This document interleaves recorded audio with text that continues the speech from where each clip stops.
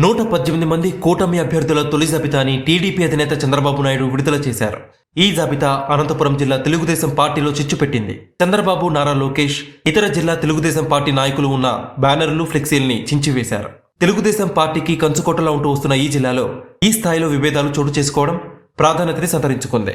దీని ప్రభావం ఎన్నికల్లో పార్టీ అభ్యర్థుల గెలుపోటములపై పడుతుంది అనే అభిప్రాయాలు వ్యక్తమవుతున్నాయి. ప్రత్యేకించి కళ్యాణదుర్గం నియోజకవర్గం మాజీ శాసనసభ్యుడు ఉన్నం హనుమంతరాయ్ చౌదరి, ఇన్ఛార్జ్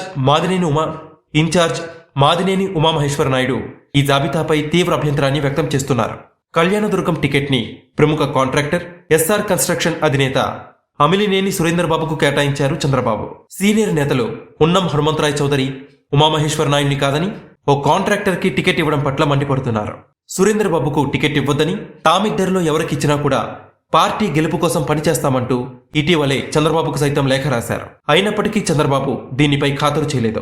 ఉన్నం హనుమంతరాయ్ చౌదరి, ఉమామహేశ్వర నాయుడు ఎవరికి టికెట్ ఇవ్వద్దంటూ రాశారో ఆయనకే చంద్రబాబు టికెట్ ఖరారు చేయడాన్ని జీర్ణించుకోలేకపోతున్నారు పార్టీ నాయకులు. పార్టీ కార్యాలయంలో ఫ్లెక్సీలు, బ్యానర్స్ ని తొలగించారు. సురేంద్రబాబు ఎలా గెలుస్తాడో చూస్తామంటూ సవాల్ విసిరారు.